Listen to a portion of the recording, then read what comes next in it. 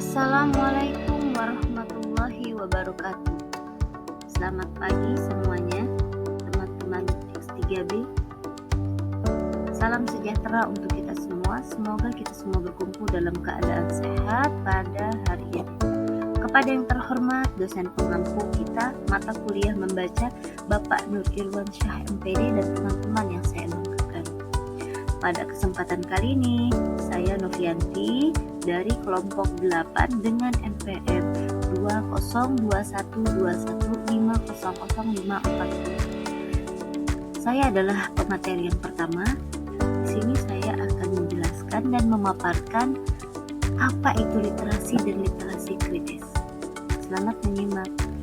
Di sini ada beberapa poin penting yang akan saya jelaskan nanti, yaitu yang pertama, literasi, dan yang kedua, literasi sebagai proses sosial, lalu yang ketiga, proses literasi kritis. Selanjutnya, fokus kajian literasi kritis. Lalu, literasi kritis yang mengungkap praktik sosial dalam teks sastra. Lalu yang terakhir, yaitu sastra sebagai wahana menumbuhkan kesadaran kritis siswa terhadap praktik-praktik sosial. Nah, baiklah, di sini saya akan menjelaskan literasi. Literasi mungkin sudah tidak asing lagi ya buat teman-teman, karena selama ini kita sering mendengar kata literasi. Yang di sini mungkin saya tidak akan menjelaskan apa itu literasi, tetapi lebih ke kehidupan masyarakatnya, kehidupan permasalahan kehidupan di masyarakat yang akan kita bahas melalui sistem metode literasi ini. Ya, jadi literasi pada awal kemunculannya dimaknai sebagai keberaksaraan atau melek aksara. Menurut Al-Wasilah tahun 2008, menggunakan istilah literasi dengan literasi kritis karena memfokuskan keterampilan kritis dan analitis yang diperlukan untuk memahami dan menginterpretasikan teks, baik teks lisan maupun tertulis, yang dapat digunakan untuk memecahkan masalah kehidupan di masyarakat baik akademis maupun sosial. Yang pertama yaitu literasi membaca sebagai proses sosial. Paradigma membaca sebagai proses sosial merupakan reaksi kritis terhadap pandangan yang menyatakan membaca sebagai proses interaksi antara pembaca dengan teks yang terpisah dari konteks sosialnya. Aktivitas membaca dalam perspektif proses sosial bertujuan untuk menumbuhkan kesadaran kritis pembaca terhadap praktik-praktik sosial di dalam teks. Kesadaran kritis diartikan sebagai kemampuan untuk mengenali kondisi-kondisi yang menyebabkan adanya pihak-pihak yang mempunyai hak istimewa dan mendominasi pihak-pihak terkait. Yang ketiga ada konsep literasi kritis tadi. Konsep literasi kritis diadaptasi dari teori wacana kritis yang dikemukakan oleh Norman Fairlock tahun 1995 yang menyatakan bahwa tidak ada teks yang netral. Setiap teks mempunyai tendensi tertentu, ada ideologi tertentu yang ingin disuarakan, ada dominasi dan ada hegemoni di balik paparan. Selanjutnya ada fokus kajian literasi kritis. Yang dimaksud adalah ada 5 karakteristik dari analisis literasi yang diadopsi dari teori wacana kritis, yaitu yang pertama, setiap teks dikategorikan sebagai tindakan dan ada tujuan tertentu di balik tindakan tersebut. Yang kedua yaitu konteks. Konteks di sini adalah latar, situasi peristiwa dan kondisi, menjadi alat utama dalam memaknai teks. Yang ketiga, aspek historis menjadi pertimbangan dalam memaknai teks.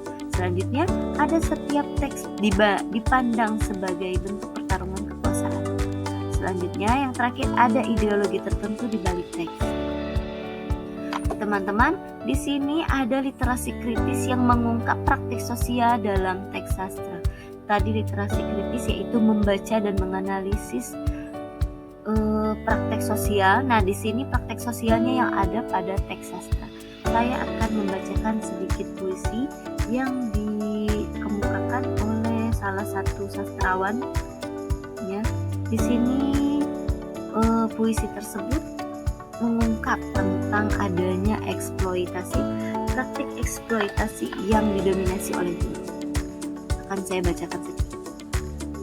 Murid-murid, pada hari Senin ini, marilah kita belajar tata bahasa dan juga sekaligus mengarang. Bukalah buku pelajaran kalian halaman 69. Poin 1, dominasi guru dalam praktik pembelajaran di kelas dan guru tidak memfasilitasi siswa untuk mengembangkan kreativitasnya adalah representasi dari pembelajaran yang berpusat pada guru. Pembelajaran yang bersifat mekanik yang membatasi siswa untuk berkreasi. Selanjutnya ada poin yang kedua, yaitu praktik eksploitasi di atas, yakni guru kepada murid adalah salah satu contoh yang terjadi di kalangan masyarakat. Biasanya eksploitasi dilakukan oleh manusia yang mempunyai kekuasaan. Misalnya orang tua kepada anaknya, majikan terhadap pembantunya, bos terhadap karyawannya, dan masih banyak lagi. Nah teman-teman, yang tadi kita telah membedah praktik sosialisasi melalui proses membaca, proses literasi. Nah sekarang kita akan menumbuhkan kesadaran kritis siswa terhadap praktik-praktik sosial lainnya, yaitu melalui karya sastra yang berjudul Cerita Kedasi. Melalui kutipan cerpen karya Giryadi tahun 2016. Berikut akan saya bacakan sedikit. Lewat jendela itulah Mimin melihat betapa di luar sana anak-anak sebayanya asyik bermain. Sementara ia harus bekerja membanting tulang bersama emaknya. Ia hanya bisa melihat dari balik jendela dengan tatapan mata berbeda. Terkadang ia memberanikan diri memainkan mainan milik tuannya. Jika ketahuan emaknya, ia pasti akan dimarahi. Karena bila ketahuan menyentuh mainan tak ayal lagi, Mimin akan mendapat damprat tuannya. Eksploitasi tersebut bisa dilakukan oleh orang tua yang banyak kita tidak sadari. Orang tua tersebut sudah dikategorikan mengeksploitasi anaknya untuk kepentingan ekonomi. Jadi Kedasi ini singkat cerita adalah anak dari seorang pembantu yang dipaksa oleh orang tuanya untuk sama-sama bekerja seperti orang tuanya. Dia tidak disekolahkan, dia tidak diperbolehkan main bersama teman-temannya, dan dia diambil haknya untuk bisa bermain dan menyentuh mainan milik tuannya tersebut. Di sini sudah terlihat kan teman-teman praktik-praktik sosial yang kita tidak sadari, yaitu eksploitasi terhadap anak-anak di bawah umur.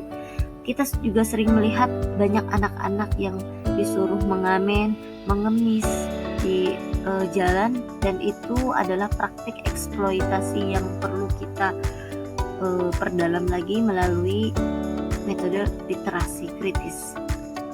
Baiklah teman-teman, jadi membaca kritis atau literasi kritis ini akan menumbuhkan kesadaran kritis siswa terhadap praktik eksploitasi. Di sini akan saya paparkan sedikit penjelasan mengenai praktik tersebut. Eksploitasi adalah pemanfaatan sewenang-wenang atau berlebihan terhadap subjek. Seseorang memanfaatkan orang lain secara tidak adil dan tidak wajar, hanya untuk kepentingan ekonomi semata. Contoh eksploitasi di sini yaitu diskriminasi dan pelecehan.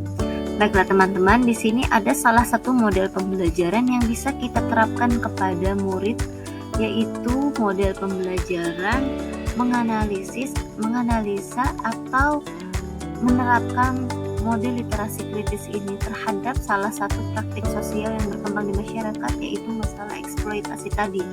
Yang pertama, di sini ada tahap mengenali praktik sosial dalam teks. Jadi banyak membaca atau mengusung masalah eksploitasi. Yang kedua, menjawab pertanyaan untuk mengenali praktik eksploitasi tersebut. Lalu yang ketiga, membaca fakta-fakta eksploitasi dari media massa. Membaca fakta-faktanya itu bisa melalui media massa sosial, media koran, TV, dan lain-lain. Lalu di sini tahap kedua yaitu merespon praktik sosial budaya dalam teks. Caranya yaitu berdiskusi untuk merespon praktik-praktik sosial budaya dalam teks berita yang dibaca. Yang kedua, berdiskusi untuk merespon tentang bagaimana jika ia mengalami peristiwa itu. Selanjutnya ada tahap ketiga yaitu berdialog. Berdialog di sini yaitu dilibatkan oleh siswa dan guru. Siswa dan guru berdialog untuk merefleksi semua respon siswa terhadap permasalahan sosial yang terungkap dalam teks sastra, kehidupan sehari-hari, atau dalam teks berita yang dibaca. Kegiatan yang kedua yaitu guru mengapresiasi respon siswa dan memberikan penguatan. Tahap yang terakhir, mengomunikasikan respon pribadi itu dalam bentuk esai.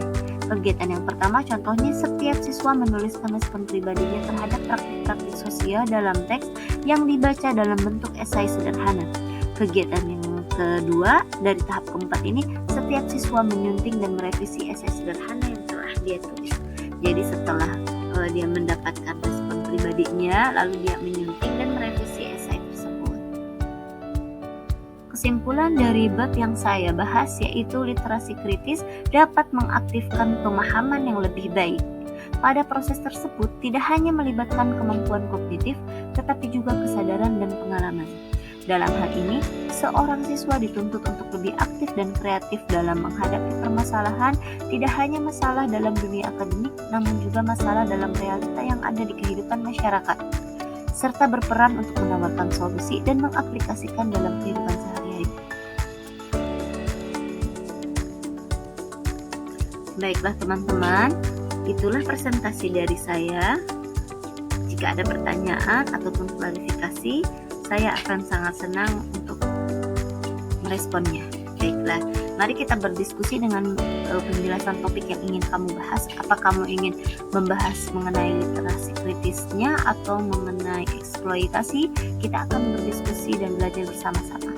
Jangan lupa untuk mengajak audiens lain untuk aktif dalam sesi presentasi. Terima kasih. Wassalamualaikum warahmatullahi wabarakatuh.